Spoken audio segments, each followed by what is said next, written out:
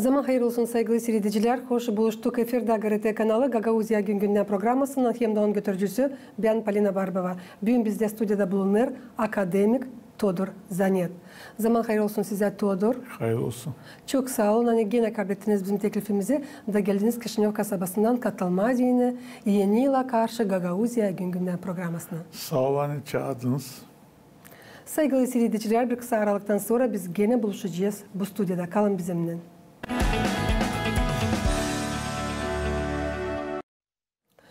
Todor, nice anlaşıldı. Siz de çoktan 2 günün içinde Türkiye devletinde bulundunuz. Memleketin Premier Ministrosu'nun Binali Yıldırım'ın teklifine göre. Bulundunuz Erzincan kasabasında Binali Yıldırım adına üniversitetinde. Nerede katıldınız bir çalıştaya, konferansiya? Hangisi adalıydı Türkiye'nin poetine, prozayına, senaristine, dramaturga hem de cümle vatandaşına Nazım Hikmet'e. Anlatsanız nasıl bu toplantı geçti? Buyurunuz. Sağ olun. Ben Badine ansızdan oldu. Hani buyur ettiler böyle bir toplantıya. Halis toplantının sebebi oldu Töbukiyat. Nazım Hikmet, büyük Türk şairi Nazım Hikmet hem Türk dünyası. Bu kağıdı hazırlamış Profesör Doktor Ali Kafkasyalı. Kağıdın yön sözünü de yazmış Türkiye'nin son Premier Ministrosu Binali Yıldırım. Oldu güzel bir iş. Toplandı bütün Türk dünyasından, hem Balkanlardan vardı, Gruzya'dan vardı, profesörler, doktorlar. Biz de oradaydık. Nice düşeye sıra ev sahibi laf etti. Laf ettikten kağıdın avtoru Ali Kafkasyalı. Sonra laf etti, yanlış, ilk olarak ev sahibi rektör Binali Yıldırım Üniversitesi'nin rektörü. Son laf etti kağıdın avtoru, son da protokoldan. Ama bana dini şaşılacak olduğu açan tribunaya çıktı saygılı Binali Yıldırım da öyle derin, öyle tatlı, öyle laflarla anlattı Nazım Hikmet için. Hem niçin Nazım Hikmet bugün döndü geri Türkiye. Ben sayayım hani Türk dünyasının, yani bütün dünyanın büyük poeti Nazım Hikmet hak etti bu konuşmayı. Ama siz anlayın bir iş, Nazım Hikmet kendi memleketinde sayılardı komünist, düşmanca uzmanı, her de var öyle. Her de büyün Türkiye'nin Premier Ministrosu öyle güzel lafa, öyle diyelim, öyle anlattı hani dediği söyle. Nazım Hikmet'i çevirdiler Türkiye'ye. Böyle söyleyeyim. Nazım Hikmet doğmuş bir aristokrat ailesinde. Babası Hikmet Bey devlet strukturasında çalışmış, Osmanlı İmperyası'nın yabancı dillerin ministerliğinde. Anası ise Nazimat Jalil Hanım kendi vakıdı için pek öğrenmiş bir insanmış. Resimciyi de Fransız dilini bilermiş. Dadısı ise Mehmet Nazim Paşa gubernatörmüş. Türkiye poezisinde sayılır. Hani Nazım Hikmet kaplar önemli bir büyük yere. Doğru ama dilsal Türkiye poezisinde ama bütün dünya poezisini tekrar söyleyeyim. Türkiye'nin bütün dünya Shakespeare uğrunda bir poet. Hiç değil hani ben isteyeyim şimdi söylemeye falan. Shakespeare uğrunda bir poet. Hem de siz anlayın bir iş, Töbuhani ailesi. Bunun için laf edildi orada. Sayın Binali Yıldırım da söyledi, başkası da söyledi, konuşanlar da söylediler. Ailesi aristokrat. Belli hani adamda var bilgi, var yetiştirilmiş, var kültürü, var hepsici. Bir de düşünün, Nazım Hikmetlerden Türk poezisinde Osman kökleri gidiyor.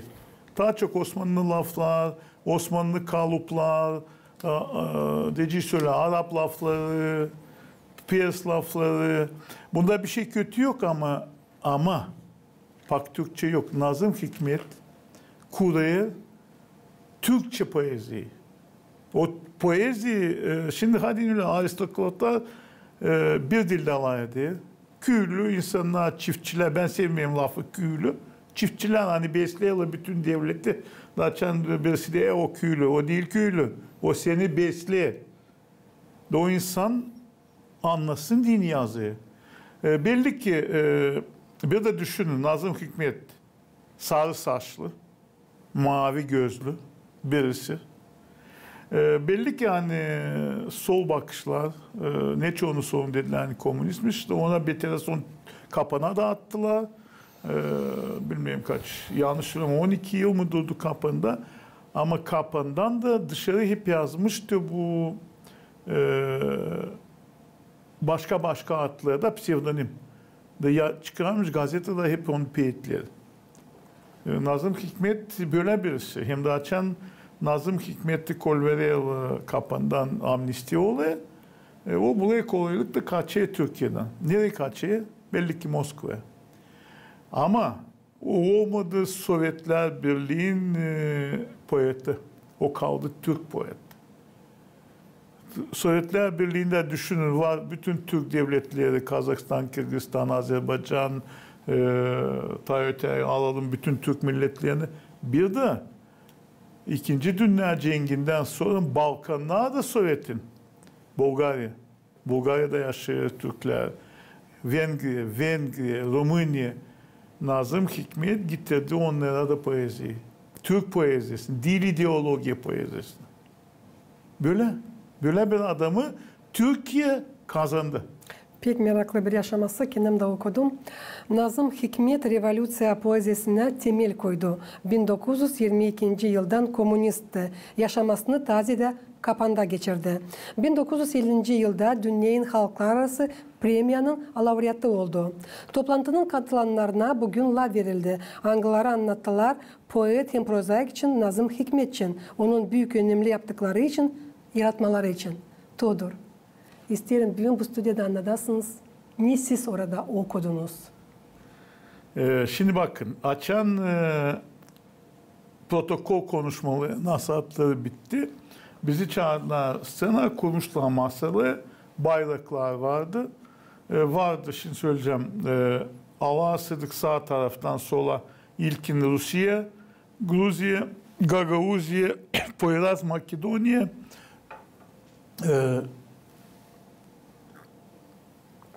sonra gidiyor Kazakistan, Kırgızistan, Uzbekistan, Bulgarya. Bulgarlar vardı. Türkiye'den de poetler vardı. Hepsi söyledi kendi bakışını. Ben söyledim. Nice ben tanıdım Nazım Hikmet'i. Hem söyledim hani ben yaşamamda Nazım Hikmet'in yaratmalarından tanışmaydı mı? Ben bilmiyorum ne olacağıydı.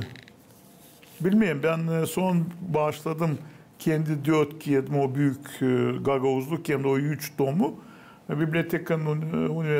üniversitetin bibliotekasına. Ben ne anlattım? Ben açan işittim Nazım Hikmet'i. Hani var böyle ben onu işittim Rusça. Hepsi bunu söyledi. İlkin Nazım Hikmet'in yaratmalarında Sovyet Birliği insanı tanıştı Rusça. Siz hangi yılda tanıştınız? Ben sanıyorum hani 75-76 ama ben nasıl tanıştım? Vardı bizim büyük yazıcımız Dionys Tanasogu. Bir kere Dionys Tanasogu buyur etti gideyim ona eve. Ben Tanasogu'nun evinde gördüm 5 tom. Hepsi töle kalındı. Bir yazdı. Şimdi tem hakkında. Kabloya bir yazdı. Kabloya bir yazdı. Nazım Hikmet'in yaratmaları. Ama ben aldım bir tomu da açtım. O Latinceydi. Ben Latinceyi o zaman bilmezdim. Ne yaptım ben de? Şimdi duruyor o defter. Ben seçtim 2 peyit. Birisi Kerem gibi. Hem tabir. Bukva yazdım kendi bloknotuma, defterciğime. Sonra eve geldiğinin Tansogu bilir Latince. Tansogu okudu. Ben eve geldiğinin o bukvanın üstüne ben yazdım Kirilice var. Anlama dini. Ama açan ben son bitkide izin verirse okuyacağım onu poezi Kerem gibi. Ben şaştım hani adam yazıyor Gagauşça. Gagauşça yazmış öyle tanıştım. Bir de vardı ben ta 75'te ileri bakın vardı bir web telefon radyosu. Ben bunu da söyledim. Saat 3'te gece yorgan altına girerdim de açardım da seslerdim Türkiye. Şaşardım Gagauz radyoda. Böyle Nazım Hikmet dedim ya olmaydı belki ben o kadar derin bilmeyecektim. Ama değil sadece bugün ben böyle söyledim. Yanımda oturan hepsici laf ettiğini bunu söylediler. Hani biz Türk dünyasının poezyasına, yaratmalarına, prozasına, dramaturgisine daldık Nazım Hikmet'in yardımını. Siz niye okudunuz? Ben isterim bilmeye o konferansiyada. Ben teorinin size anlattım. Ben onu okudum, anlattım insan azaldı. Ben biliyorum siz bilirsiniz onun piyetlerini de yakışarsa bugün bu stüdyoda açıklayasınız, tanıştırasınız bizim. Ben okuyacağım bir piyetini izin verirseniz. Elbet ki. Onun ben korkuyorum şaşırmıyorum. Onun için şimdi gençler yapmaya bakacağım tabi bu mobilliğin ekranına. Şimdi bakın Gagauz folklorunda da var bir masal. Nerede anlatılıyor hani kızın babası istemeye vermek kızı yavkusuna. Da sonunda açan onlar yöleyelim. Gagauz varyantında onları gömeyelim diyor bu hacılık yol boyunda. Kızın çocuğu da onların mezarlarında birer gül. Büyüye de o güller savaşı birbirine yaklaşma. Gagauz folklorunda kızın babası geliyor mezara da o kadar pişman oluyor canı acıya da başlıyor ağlamaya da o iki mezarın arasına düşüyor yaşları da o yaşlardan büyüye bir kara çağlı. Da bu iki gül savaşı yaklaşma o kara çağlı da büyüye yaklaştırmaya. Bu Gagauz folklorunda. Şimdi Kerem adı piyetin Kerem. Kerem bu Türk folklorunda var. Bir genç seviyor kızı. Ve kızın babası vermiyor kızı. Neyse uzun bir legenda. Bitkiler açan kızla çocuk evleniyor. Babası büyülüyor kızını. Da ilk gece açan gençler yatsınlar. Onlar yanıyor. Kerem yaklaşarken kıza yanıyor ateşli. Yanıyor. Kerem yanıyor. Da onları bu varyantta onları gömeyle çocuğu kızı ortasına da gömeyle babalarını atıyor bu babayı.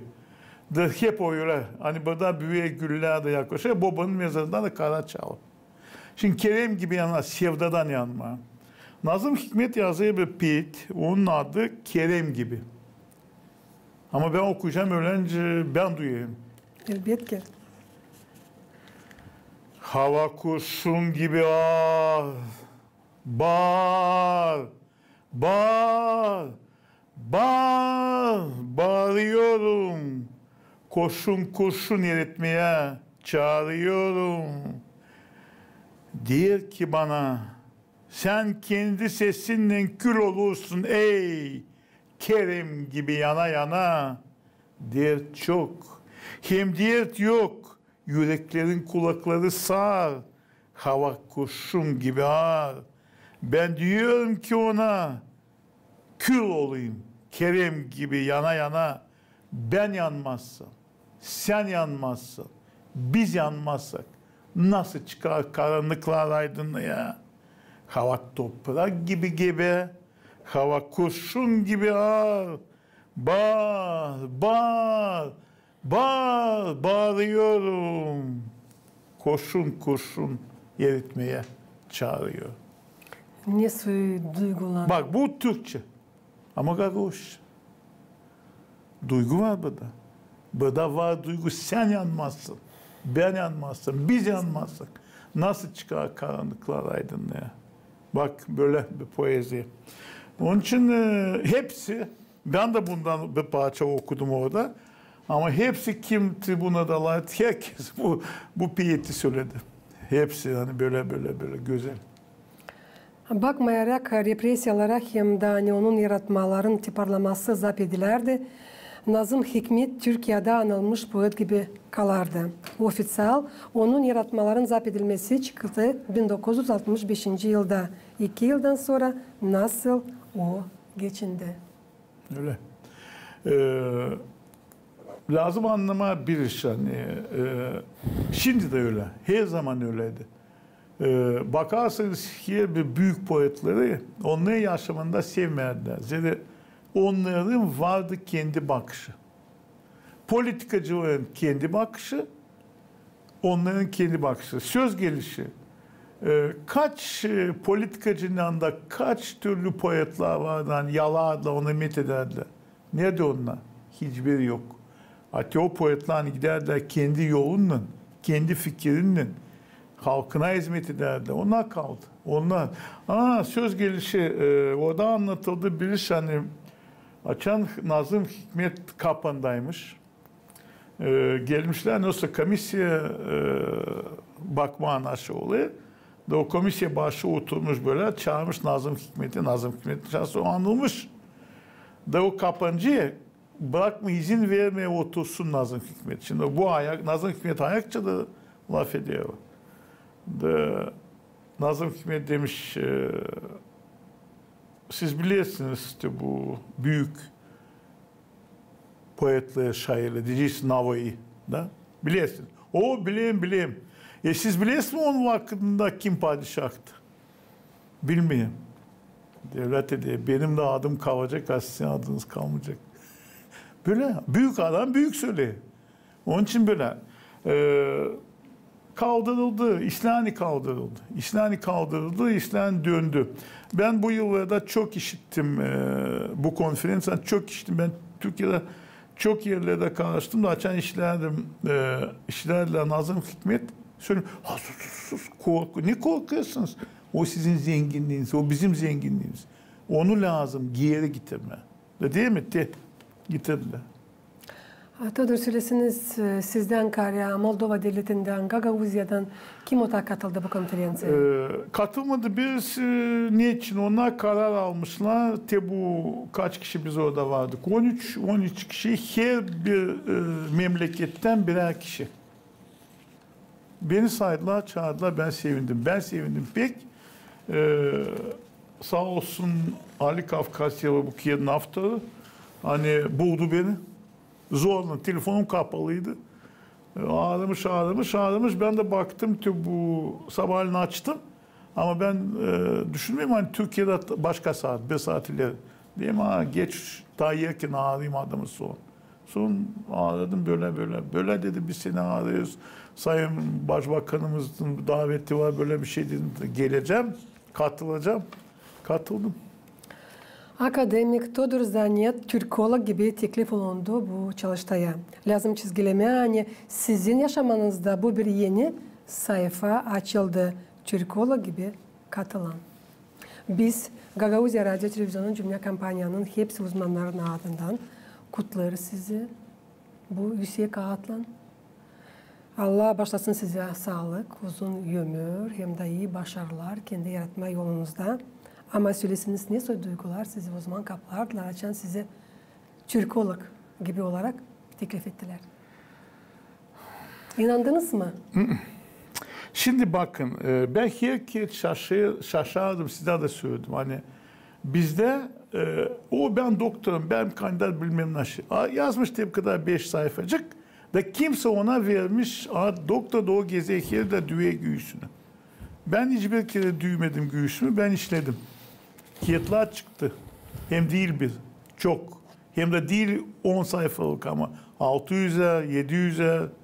O kiyetlerden Türkiye'de dedim ya bir 4-5 kişi doktorasını yaptı. Benim kiyetlerimden. Şimdi tabi insan yapacak gene. Hep Gagavuzların uğrunda orada.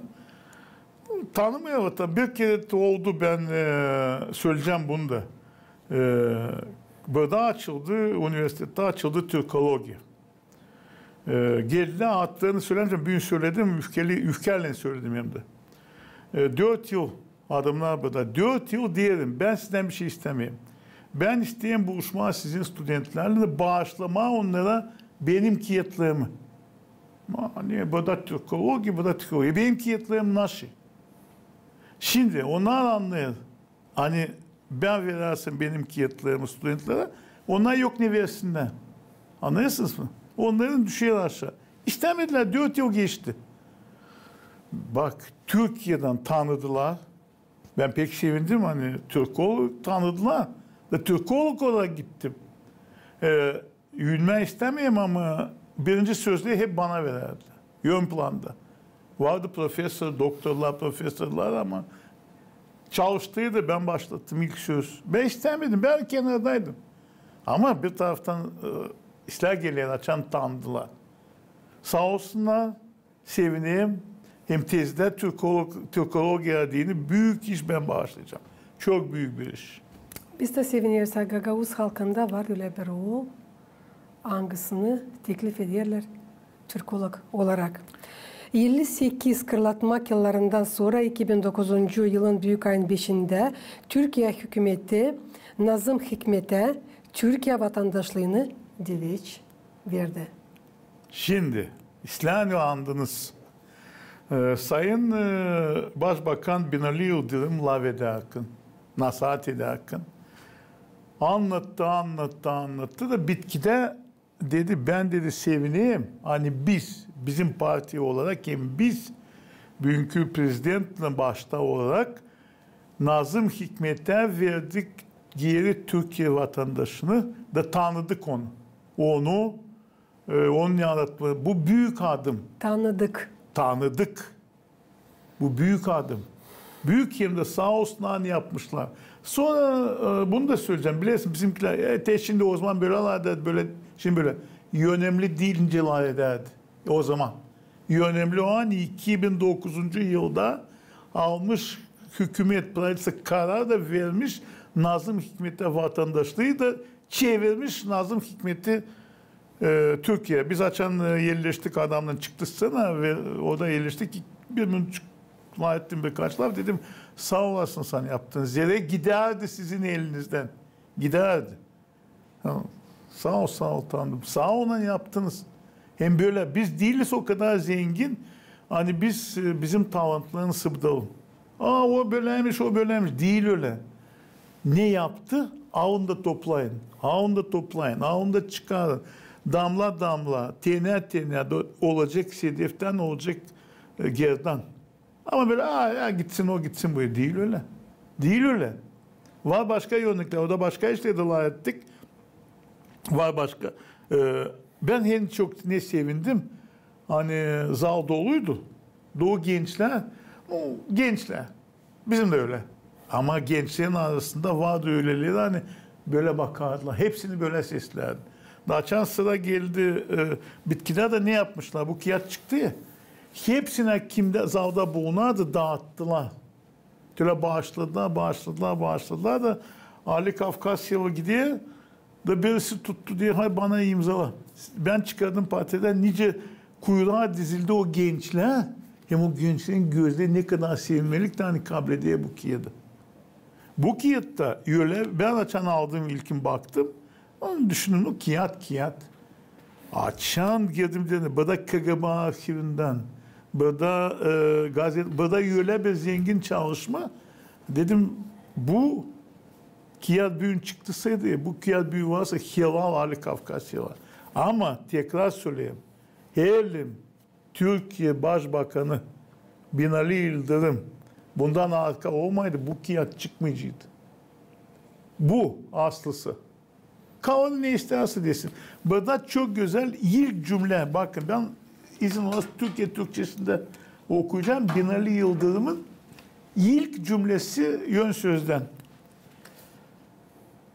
Cumhuriyet dönemi Türkiye Edebiyatının en büyük şairlerinden biri olan Nazım Hikmet gerek ömür yolunda başından geçenleri, gerek eserleri ve gerekse bıraktığı iz ile bugün bile kendisinden zor söz etmeye başlamış. Kendisine söz etmeye başlamış. Bakın bunu yazıyor Premier Minister. Kavanın ne istersen etsin.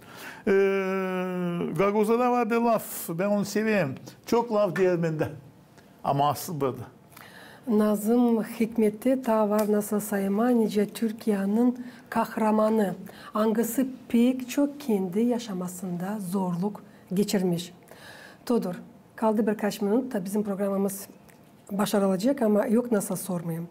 Söylesiniz bütünden size nice akademiye, Todor Zanyat'a, sizin ailenize nasıl geçti 2023. yıl? 2023. yıl zordu bana. Aileye de zor, bana zor olduğunu aileye de zor. Elbette. Vardı problemi gözlerde, şükür doğrulttuk. Ama faydalı da geçti. Şimdi size gelirken telefon açtılar, tipografyadan çıktı benim proza kağıdım. Çıkmış, daha görmedim. Proza hem dramaturgi 600 sayfa. Bu ilk kere Gagauziya bütçetinden çıkarılan bir kağıt. Bu Gagauziya'nın o zakon kabul edildi ya, Gagauziya'nın 10 parasından çıkıyor. Hem tabir niye bana 2023'ü çok pek önemli. Mamu ayakta da bugün sabahleyin size gelirken uğradım Mamu'ya. Da dedim Mamu nasıl sesler bir türkü. İşitmeye başlamadı. Mamu diyeyim sesle. Videoya çıkarınca ses diye böyle ses diye. Türkünün adı analar. Todi dedi ne anlam buldun bu lafları? Diye Mamu bu laflar senin hepsi. Ben onları sadece topladım bir yere. Da dedim İlyas Filov yaptı müzika. Kongazlı Yula Arnavut da diyelim çaldı diyelim yeni türkü festivalinde diyelim ama biz aldık hem büyük yeri. Yönem ve todi para da verdiler. Önce mamular. Böyle. Tebut bana değil böyle ama ben sayayım hani faydalı oldu. Hepsi işle, hepsi ayakta. Siz varsınız. Var kiminle buluşma, var kiminle tanıma, var sarışma, böyle. Var anlatma yapılmış işleri elbette. Hem de sizin büyün var kolayınız. Todor kutlayasınız yeni yıla karşı. Çünkü kaldı ta 3 gün. Nice Gagauziya'nın, öyle Moldova devletin böyle de bütün dünyanın insanlarını gelen Vysakoz 2024. yıla. Sağ ol. Şimdi ben böyle diyeceğim. Mamun lafının bir kapı kapanıyor, bir kapı açılıyor. Şimdi kapanıyor 2023 yılın kapısı. Açılıyor 2024. Allah versin sağlık hepsimize. Sağlık. Anlaşmak. Kinlik batsın. Birbirimizi çok görmeyelim. Koruyalım birbirimizi. Dünyada olsun barış. Bitsin bu cenkler. Hepsine istedim. Bütün dünya. Zira cenkler yetişti hepsine. İsterim hani tatlı dil olsun. İsterim hani büyükler yüksekten bakmasın bize. Moldova büyükleri. Biz de insanız. Helim biz bu devletin vatandaşısı, biz de öyle seviyesi ve devletimizince onlar seviye. İsterim hani birbirimize oturduğu masa, bir filan şarap buyuralım. İsterim hani uşaklar kısmetli olsun. İsterim hani oğullar yevede olsun, dönsün hem isteyem. Analarla babalar ayakta olsun. Sağlık Allah versin. Biz de ekleniyoruz bu kutlamaklara. Çok sağ olun tabirse söyleyeceğim. Todor hani bulduğunuz vakitte geldiniz bugün. Katıldınız Gagauzya Gün Gündem programısına. Sağ olun siz de hani saydınız da buyur ettiniz. Büyük havezden geldim. Sizi de bütün kampanyayı Gagauzya Radyo Televizyon kampanyasını yeni yılın kutlayalım. Size de sabır, zira siz şimdi işleyeceğiniz hepsi dinlenecek.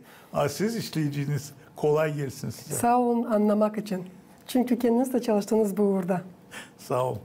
Saygılı seyredicilerim, Gagauzya yaşayanları tabir sayısıyım Süleyman. Bugün bizde stüdyoda bulundu akademik Todor Zanyat. Kalın bizimle kalın. Gareta kanalında.